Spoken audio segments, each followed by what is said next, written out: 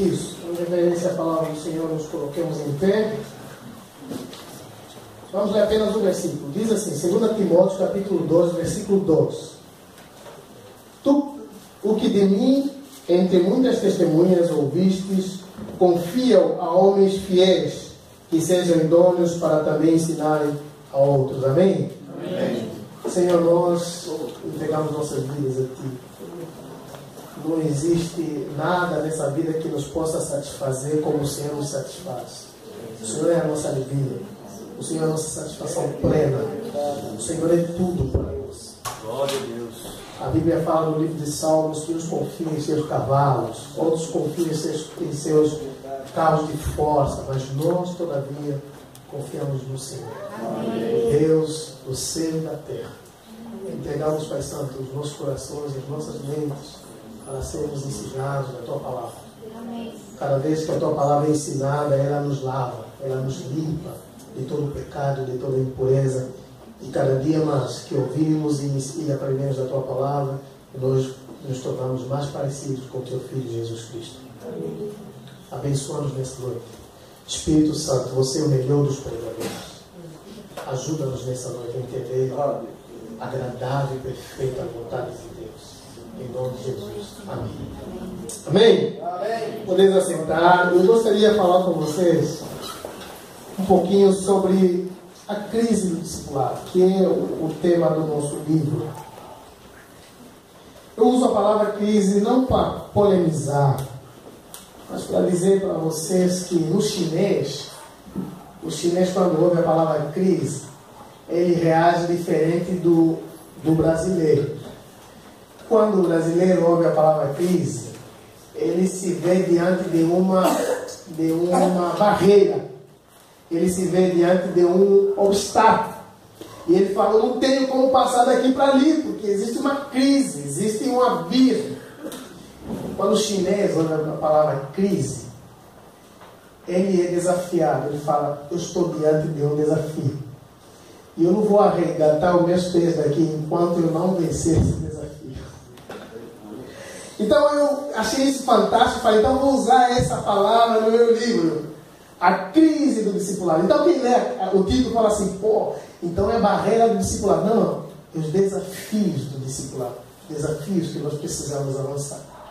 Nós estamos vivendo numa geração totalmente autodependente. Nós não precisamos de ajuda de outras pessoas. Sabe por quê? Porque o que nós precisamos está no Google.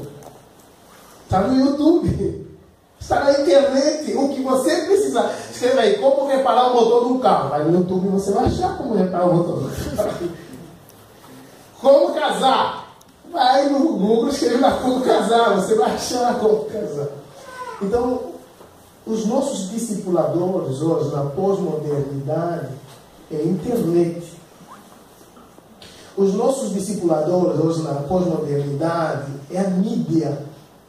O que a mídia enfeita a nossa mentalidade é da maneira que nós vivemos. O que a mídia fala que o estilo de vida de uma pessoa normal é levantar 9 horas, então nós começamos a levantar 9 horas. Por quê? Porque nós somos guiados por essas forças. Mas eu gostaria de refletir com vocês sobre a palavra de Deus na vida de um discípulo. Paulo fala para Timóteo, o que de mim, diante de muitas testemunhas ouvistes, confia a homens fiéis, que sejam idôneos e que também ensinem a outros.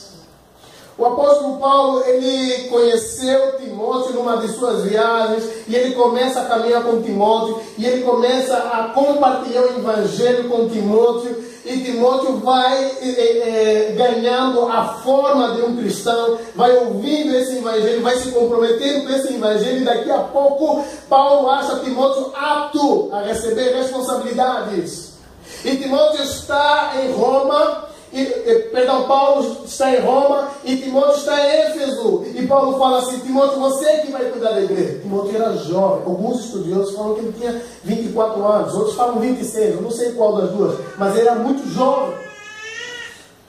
E Paulo fala para Timóteo, você que vai pastorear essa igreja, é você que vai cuidar deles, seja um exemplo para eles, na moral, na ética, no amor, no cuidado, cuide deles. Pastorei os caras. E Timóteo está diante de 3 grandes desafios. Primeiro, ele é muito jovem. E a cultura judaica, o homem adulto é um homem que tem mais de 30 anos. Quem tem menos de 30 anos não é um homem adulto. Lembra que o ministério de Jesus começou quando ele teve 30 anos? O outro grande desafio que ele tem é que ele tem problema de estômago. Ele é um doente. Olha, o apóstolo Paulo está escolhendo um doente, um menino para cuidar da igreja. E o terceiro grande desafio dele, ele é tímido. Ele não é ousado. Ele não é muito corajoso. Ele é muito reservado, introvertido. Olha as características que o apóstolo Paulo. Se viemos no mundo corporativo hoje, e se você falar, escolhe alguém para caminhar no seu ministério, eu vou escolher aqui uma pessoa ágil, eu vou escolher uma pessoa sanguínea, com temperamento sanguíneo, uma pessoa corajosa, uma pessoa que não tem problema com o estômago. Eu vou escolher pessoa que, na minha perspectiva, ele é mais apto pelos aspectos físicos. Mas nessas escolhas do apóstolo Paulo para um líder, ele vai escolher alguém que tem problemas de saúde, alguém que é tímido e alguém que é menor de idade. E ele vai falar aquilo que eu, entre muitas testemunhas, falei para você. Confia a outros homens e fale para esses homens levar essa mesma mensagem para outros homens. O discipulado não é você começar a se moldar a imagem de uma pessoa. Vestir como essa pessoa veste. Falar como essa pessoa fala. Se comportar como essa pessoa se comporta. Não é nada disso. O discipulado tem a ver com uma mensagem que você tem que absorver essa mensagem, deixar ela entrar em você, anunciar para outra pessoa e dizer para essa pessoa, não esqueça de transmitir a outra pessoa. Aleluia. Isso é discipulado. Quando falamos de discipulado nesse mundo pós-moderno, nós nos deparamos com igrejas, com ministérios, onde até o estilo de cabelo do bambamã deles é igual a todo mundo. Você já viu isso? A maneira como o bispo, o apóstolo, o pai de Deus se veste. Não é porque agora tem uma mania de se chamar pastor é muito pouco para certas pessoas, então tem que chamar pai dos apóstolos, bispo, arcanjo, semideus e quase alguma coisa parecida. Então, você precisa se moldar a essas personalidades. Isso chama-se culto à personalidade. Você faz a mesma faculdade que ele faz, e ainda que você não gosta, acha um saco, você faz o que ele faz, você quer ser igual a esse cara, e você usa os mesmos paletó que ele usa, mesmo que você não gosta de paletó. Eu gosto de paletó, né? Mas tem gente que não gosta, né? Então, ainda que você não gosta, você tem que vestir daquela maneira, e aí você é talhado, você é moldado a ser segundo a imagem e semelhança de certas pessoas. Paulo em nenhum momento fala para Timóteo assim, olha, seja como eu sou. A única oportunidade que Paulo vai falar para Timóteo é, me siga porque eu estou seguindo a Cristo. Siga pessoas que estão seguindo a Cristo. Aleluia. Não siga pessoas que estão seguindo ao Deus eu, ao Deus meu, ao Deus meu ministério, ao Deus minha igreja, ao Deus tudo meu. Não siga a essas pessoas. Siga pessoas que estão profundamente comprometidas com Jesus Cristo. Amém. E pessoas que estão mostrando isso na vida prática, no dia a dia. O apóstolo Paulo vai falar, isso que você ouviu de mim, transmita a outras pessoas. O Evangelho não precisa de nenhuma outras novidades que nós temos que colocar nele. Não precisa. O Evangelho não precisa das nossas criatividades dentro dele. Não precisa. O Evangelho que precisamos pregar é aquele que Jesus pregou. É chegado o reino de Deus. Não precisamos aumentar, não precisamos tornar mais atrativos, tornar mais aceitáveis. Não.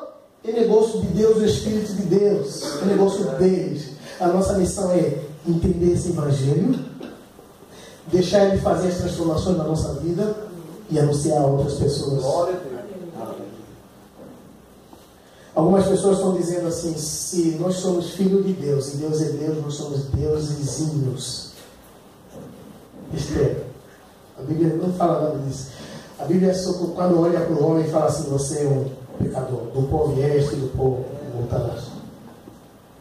Todos os homens que tiveram uma profunda experiência com Deus, eles não saíram batendo no peito dizendo assim: eu sou um grande homem de Deus. Eles saíram batendo no peito dizendo assim: miserável homem que sou, eu vou morrer porque eu vi a glória de Deus. Todos os obreiros que tiveram uma experiência profunda com Deus, eles saíram falando assim: eu vou morrer. Deus é muito grande, eu sou muito pequeno. Aleluia. Eles saíram falando assim: por que você me escolheu para te servir? Porque eu não tenho nada de bom. Tudo que você achar, alguma coisa de bom em mim é influência do próprio Deus em mim. Então não tem crédito nenhum em você nem em mim. Você entende como quebra alguns paradigmas que nós no dia a dia somos contaminados? O Antigo Testamento ele mostra Moisés cuidando de um exército, cuidando de um povo, talvez sem derrar o maior líder da história, cuidando de uma multidão em situações precárias, mas naquele momento ele teve a oportunidade de enxergar um rapaz e ver nele um sucessor. Um rapaz que grudava em Moisés. Moisés ia olhar no monte e ele ficava lá embaixo do monte. Moisés ia na tenda e ele ficava fora da tenda. E quando termina a época de Moisés, quem vai suceder Moisés? Foi aquele que conviveu com o ministério de Moisés. Foi aquele que viu Moisés orar. Foi aquele que viu Moisés tomar decisões em circunstâncias difíceis. Por quê? Porque aquele momento foi um momento de aprendizagem para o ministério dele. Depois Josué se torna um dos maiores comandantes da Bíblia. Um homem poderoso, um homem de guerra, um homem que vencia nas batalhas, igual o rei Davi. Depois você vai olhar ainda na Bíblia Eliseu. Infelizmente nós não achamos na Bíblia alguém que Josué discipulou. Alguém que Josué se comprometeu. Alguém que Josué repartiu o dom. Infelizmente. Só que depois você vai ver um cara chamado Elias. Um baita do profeta. Um homem talvez o mais corajoso. Elias, Eliseu e Jesus foram os caras que mais fizeram milagres na Bíblia. Homens que tinham confiança que Deus está no negócio, não importa, não vai dar errado, vai dar certo, porque agora não está no negócio.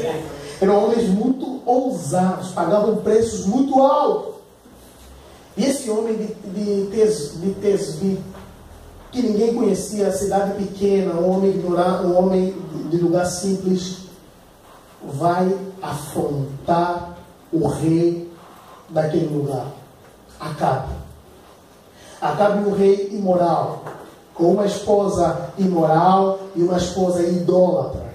A esposa vai ensinando uma religião de idolatria para Acabe, um rei frouxo, um homem que não se posiciona. Talvez aquele é um dos momentos em que mais se desenvolve o feminismo na Bíblia, onde quem toma as decisões não era Acabe, era Jezabel. Hoje no nosso mundo a figura de Jezabel se tornou não paráfrase, mas um estereotipo de imoralidade sexual, sabia? Quando fala assim, você tem espírito da Jezabel, está dizendo, você é uma imoral, está dizendo isso. E uma imoral estava governando Israel.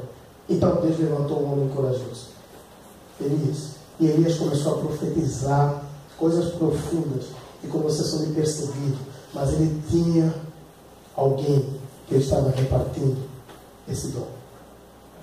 Eliseu.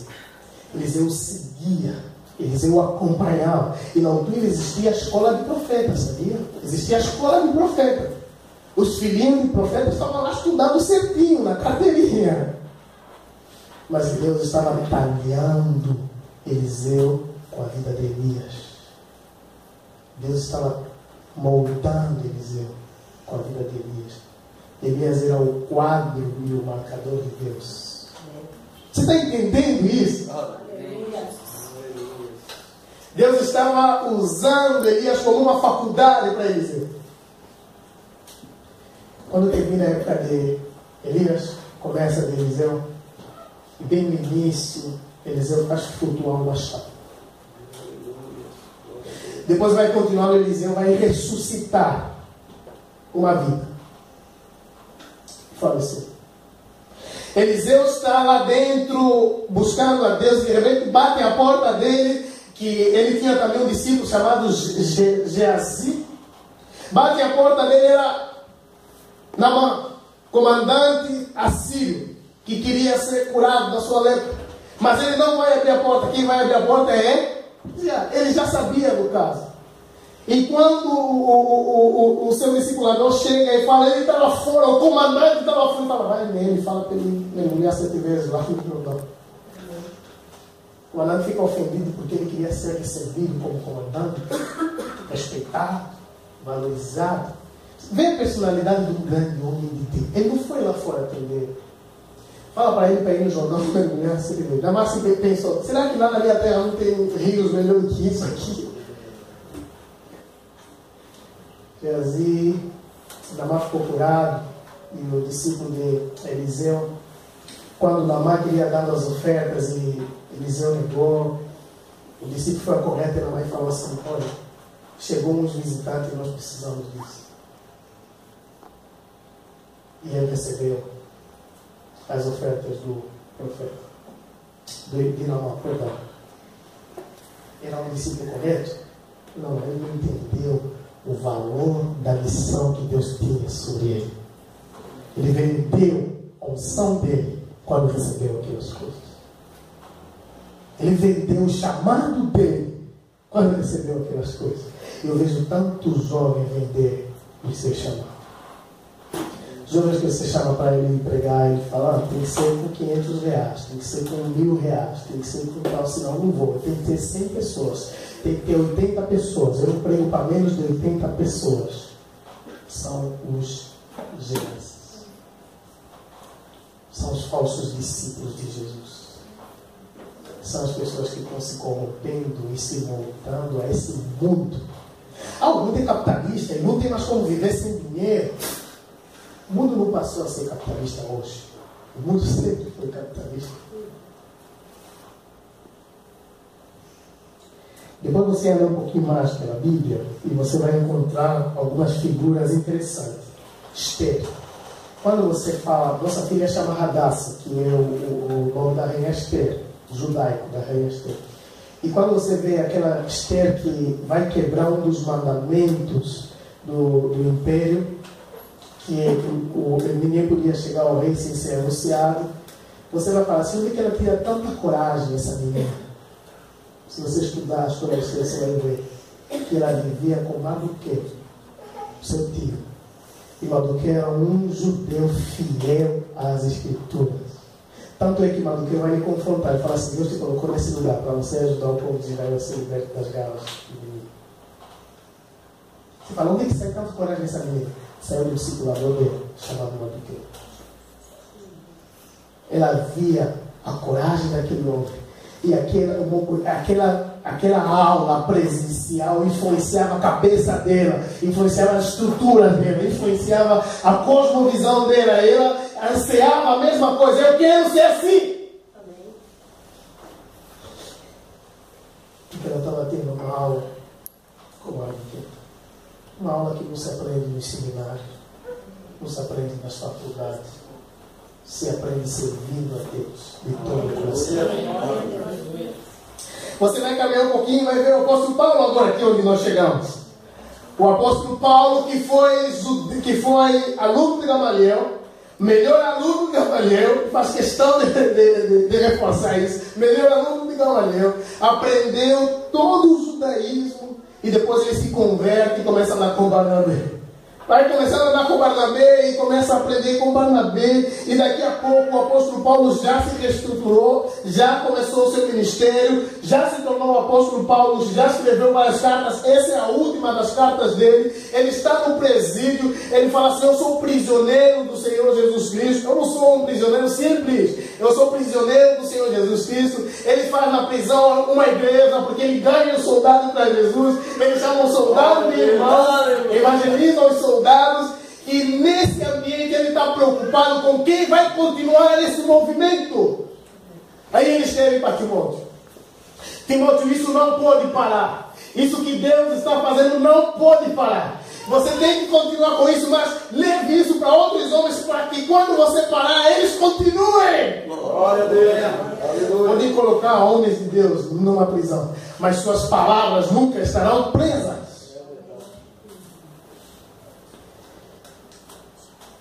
E Paulo fala assim, versículo 1: tu, pois, filho meu, fortifica-te na graça que é em Cristo Jesus. Ele sabia de todas as dificuldades de Timóteo, que ele era fraco, que ele era tímido, mas ele está falando: fortifica-te na graça que há em Cristo Jesus. Glória a Deus.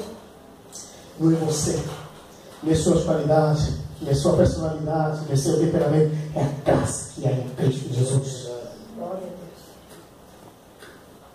Uma vez ensinei ao irmão, numa outra denominação, que ele falou que ele estava expulsando o demônio. Ele ficou orando. E eu falei: como é que você está orando? E ele foi me falar na oração. Vou falar para você, né? Falando na oração, eu falei assim: aprenda a falar o seguinte, num caso como esse. Fala para ele assim: não é nada por mim, é pela graça de Jesus, é pelo sangue de Jesus. Eu não tenho nada, não tenho poder nele, não tenho nada. É a graça de Jesus. Não tem demônio que resista a isso. Porque eles sabem que o que sustenta a humanidade e o universo é a graça e a boa vontade de Deus. Vocês estão me entendendo? Isso é muito poderoso. O movimento mais poderoso sobre a terra são os cristãos. E através desses movimentos que mais para na frente nós vamos encontrar os moravianos, os puritanos, e nós vamos encontrar pessoas que começaram a seguir serviço, a se comprometer com o Evangelho, ser operado, a viver o Evangelho, a discipular outras pessoas, que a Inglaterra explodiu. Os Estados Unidos explodiram, os grandes avivamentos da história começaram a explodir em vários lugares. Em praças públicas os jovens estavam pregando. As multidões estavam se enchendo para ouvir essa pregação. E eles estavam discipulando outras pessoas. Estavam viajando. E aquilo estava se multiplicando. E as nações foram ganhas. Glória a Deus. As nações foram evangelizadas. Eles fizeram universidades. Eles abriram escolas. Eles abriram os hospitais. Eles foram missionários na China, na Ásia. Eles foram para a África. E eles começaram a incendiar o evangelho para todo lugar. Isso é que nos encanta. Não tem nada na vida que nos encanta mais do que isso, gente. Não tem nada. Porque eles entenderam que aquele evangelho é tão precioso, mas tão precioso, que não pode ser negligenciado por uma vida tão medíocre como a nossa. O evangelho. Jesus chegava para ele falou para os discípulos assim: em que vir após mim, negue-se a si mesmo e siga a minha cruz. Abra a tua Bíblia. Oh Deus, aleluia. Marcos capítulo 8.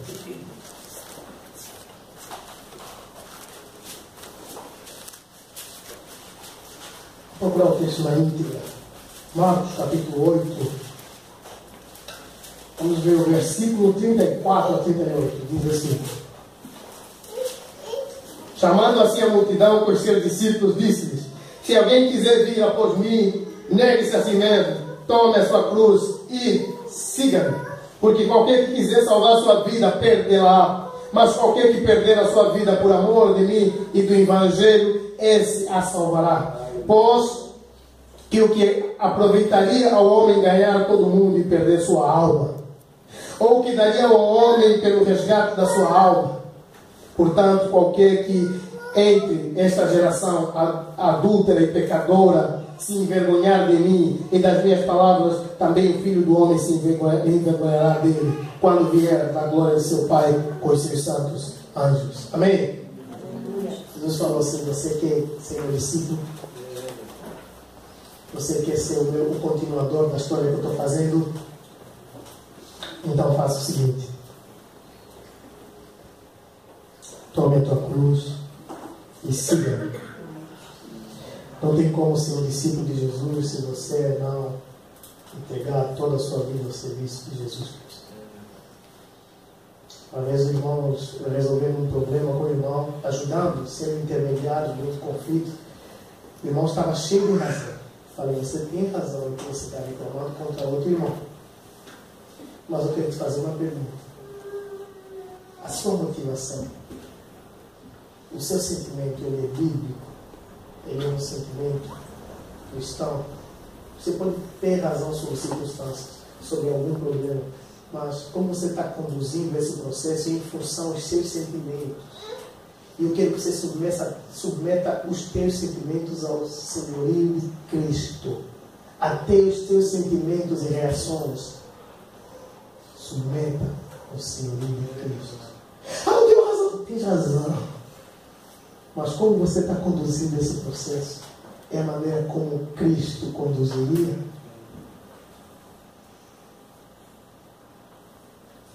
E nessa época que nós vivemos, de total pragmatismo, onde apenas em 3, 4 meses nós temos um obreiro pronto, que tem cursos online dando até carteirinha de pastor. Você faz um ano de curso online, recebe carteirinha, nem isso, pastor. Recebe carteirinha de pastor. E nós olhamos muitos pastores, obreiros reprovados pelo Evangelho, sem compromisso com o Evangelho, sem compromisso com a moral, sem compromisso com a ética, sem compromisso com o amor. Irmãos, Efésios fala, Efésios capítulo 4, abre aí também comigo, Efésios capítulo 4, versículo 1, Efésios capítulo 4, versículo 1, mesmo o apóstolo Paulo vai falando assim: rogo, pois eu, o preso do Senhor, que andeis de modo digno da vocação do qual vocês foram chamados. Nesse versículo ele vai continuando e falar que modo digno é esse. No versículo 12 ele vai falar com toda a humildade, com mansidão, com longanimidade, suportando-vos uns aos outros em amor, procurando guardar a unidade do Espírito pelo vínculo da paz. E ele vai continuando a falar, mas eu quero que você grave o primeiro versículo, que ele vai dizer: andeis de modo digno da vossa vocação. Eu vou simplificar isso para você. Quando você está na cozinha, você usa uma faca.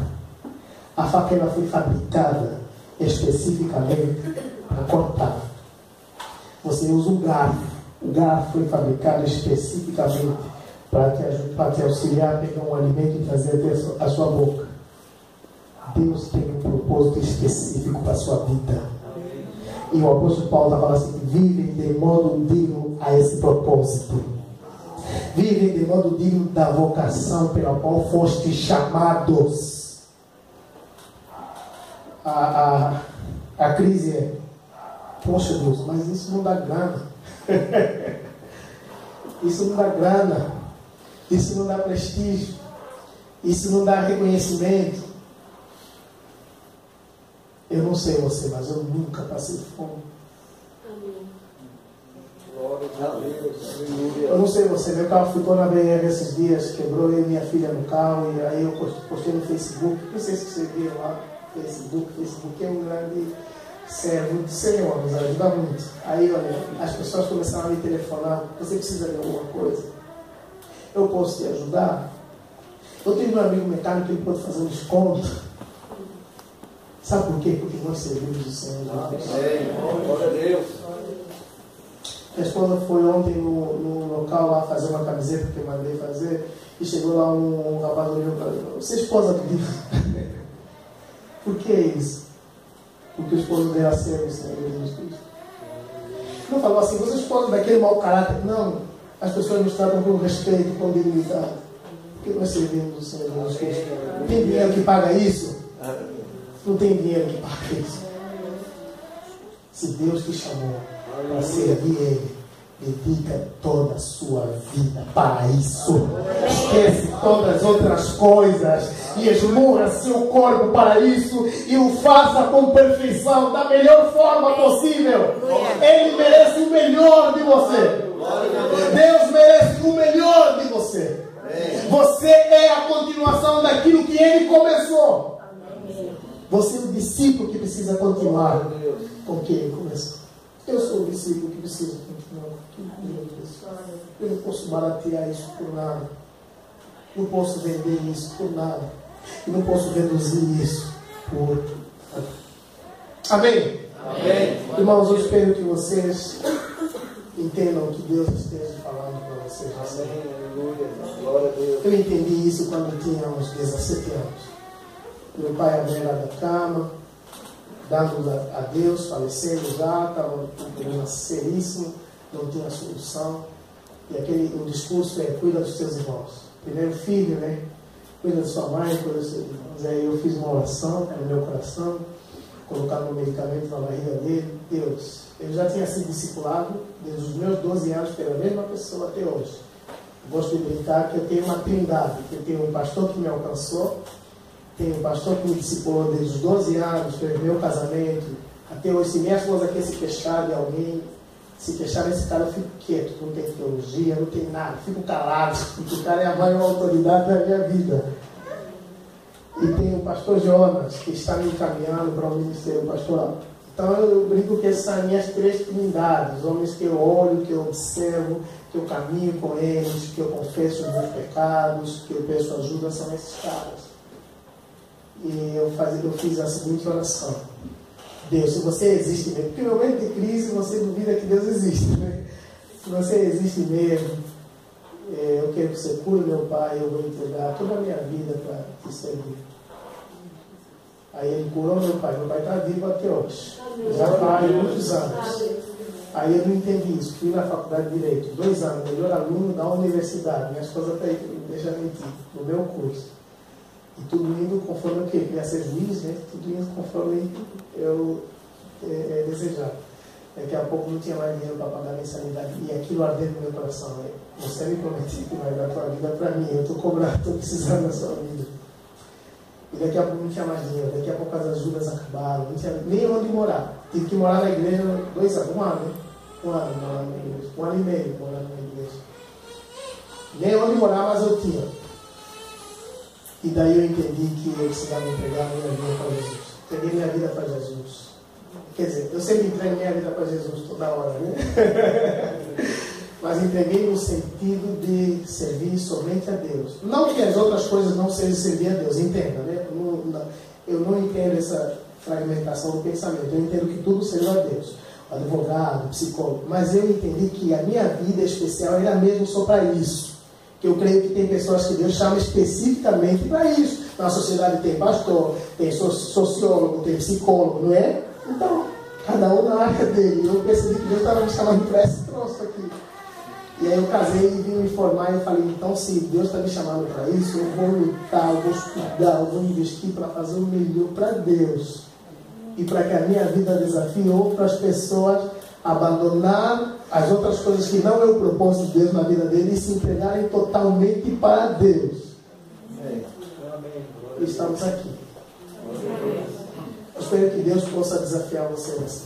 Eu gostaria de fazer uma oração com vocês, se vocês pudessem colocar em pé.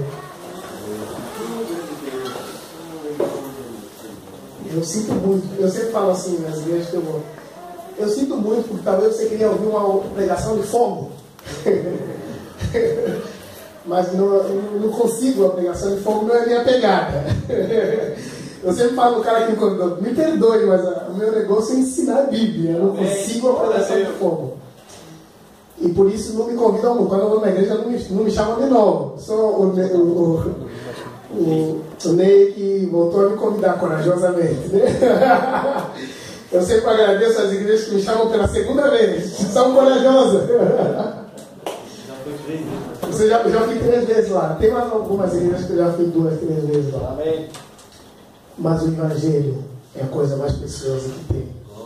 Você precisa entender, estudar ele, meditar nele, deixar ele queimar o teu coração, aprofundar a tua alma, deixar ele memorizar versículos bíblicos, se encher dele, consumir ele e sair explodindo o Evangelho, contaminando outras pessoas e falando para eles: a melhor mensagem que tem é essa. Fala para os políticos: olha, solução de todos os problemas sociais, emocionais, físicos, psicológicos, todos os problemas é o Evangelho de Jesus Cristo. Fala para o psicólogo, vou pegar o psicólogo. Fala para ele assim: ó, tem um método que não falha. Evangelho segundo Jesus Cristo. Eu desafio a estudar teoterapia. Um negócio que você vai gostar. O Evangelho resolve todos os nossos problemas. E eu gostaria que você valorizasse isso hoje. Sei que você valoriza muitas coisas. Você tem várias prioridades, mas eu gostaria que você saísse daqui incendiado para se comprometer com o Evangelho. Só assim você será um discípulo de Jesus. O texto que ele leu em João: vocês são meus discípulos quando ouvides e praticares a minha palavra. Quando vocês se comprometerem com a minha palavra, vocês são meus discípulos. Se vocês não se comprometerem com a minha palavra, vocês não são meus discípulos. Feche teus olhos, eu gostaria de fazer uma oração por você. Senhor nosso Deus e bom Pai, suplicamos a tua graça, suplicamos o teu favor, suplicamos a tua misericórdia, a misericórdia que elege, a misericórdia que treina, a misericórdia que envia. Suplicamos, Pai Santo, o teu favor neste lugar. Pai, em nome de Jesus Cristo, faça com que os teus filhos se comprometam com o Evangelho de Deus. Faça com que os teus discípulos lutem para ser igual a Cristo Jesus. Que não sigam essa forma dos nossos dias. Assim como eles se chamam metanoia, mudança de mentalidade, mudança de paradigma, andar na contramão do mundo, andar na contramão da mídia, andar na contramão, Pai Santo, dos pensamentos que predominam e são contra a tua palavra. A tua palavra diz que todo conhecimento que se levanta contra o conhecimento de Deus não prevalece. Então oramos para que teu povo, os teus discípulos se apaixonem pelo teu Evangelho. Não barateiem o teu Evangelho, não reduzam o teu Evangelho e não tornem ele mais atrativo e não aumentem nada no Evangelho. Confiem apenas nesse Evangelho que o Espírito de Deus vai fazer a obra. Senhor, em nome de Jesus, abençoe-nos nessa noite. Somos seres miseráveis, precisamos da tua graça e do teu favor. Ajuda-nos, Pai, em nome do teu Filho. Amém. Amém. Deus abençoe.